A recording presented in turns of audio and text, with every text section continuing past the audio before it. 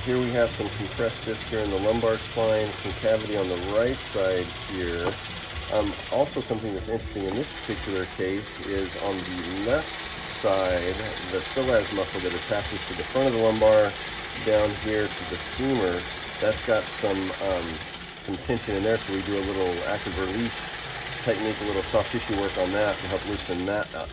And we have some rotation here in the upper thoracic region, so that's going to cause heart complications, blood pressure issues, things like that. So we're going to come over here, elevate the pelvis, that takes pressure off the low back. Go ahead and turn your head to the right. And so when you turn your head to the right, when it's rotated to the right, that preloads it to the left, and then we're going to pass the vibration through on the right side at 10 cycles a second. That's going to help relax the disc.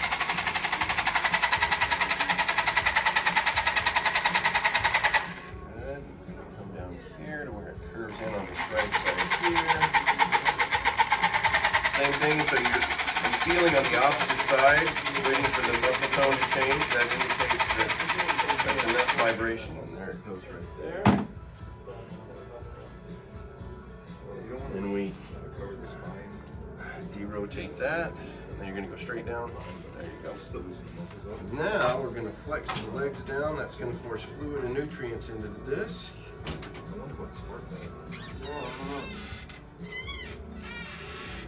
First, we just go straight down. And that's the table squeaking. That's not your back. I know you know that. What's that? And we laterally flex into the convexity of the curve. That creates a negative pressure on the opposite side. Especially when we have the compression on the disc here in the low back, you really have to open it up just about an inch. You don't have to really push down a whole lot. Good. We're going to check the leg length here. Right leg is a little short, so we do a cervical challenge. You press here on the top bone in the neck.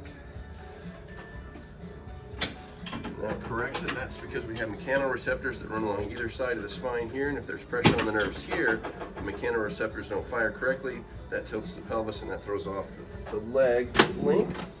So now we're going to have you go this side up. So on your side facing me.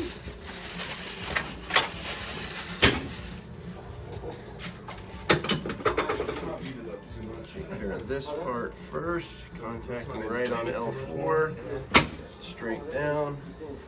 And then here, this piece, right on C1, like so. And then, as we mentioned, when we get that psoas muscle, so she knows the exercise here.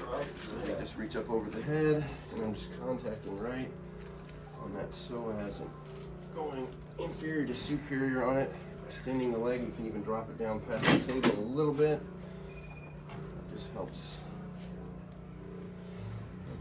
loosen that a little bit.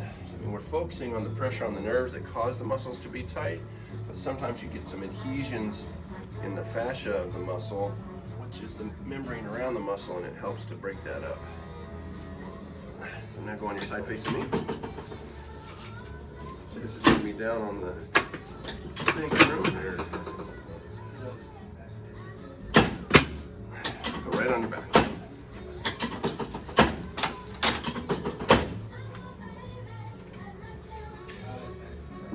So now here in the neck, we've got some compression here, multiple levels in the cervical spine. So we're going to open that up. We're going to start by working on the plates of the skull. So we go along sagittal suture here, making sure those are lined up correctly, then along the coronal suture. And not a lot of rotation here. Just right here at C3. Good. And at C4.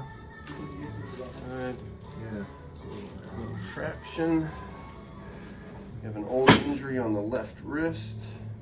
So we're just going to get the fingers. You can look to see which way they're rotated and then just pull the opposite direction.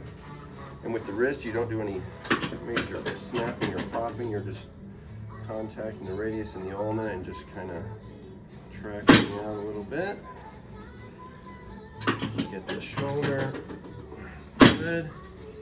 And then here in the feet and lower legs. So you got the tibia supports the body weight, fibula is just for muscle attachment. I'm going to pass a vibration between those two to help relax the interosseous ligament. That'll give you better range of motion in the ankle. That helps the knee and the hip. Once again, it's at that 10 cycles a second frequency. And a lot of the massage guns out there go at a higher frequency, which feels good, but it's actually not relaxing the ligaments. So if you just want to feel good but not fix the problem, then that's okay. So now here, in the feet, we're going along the medial aspect, the longitudinal arches, the lateral aspect.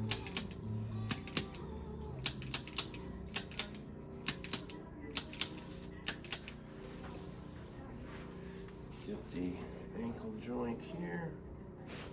Okay. She's so little, she just slides right off the table. Get these fingers. Good. And then cross your arms for me, miss.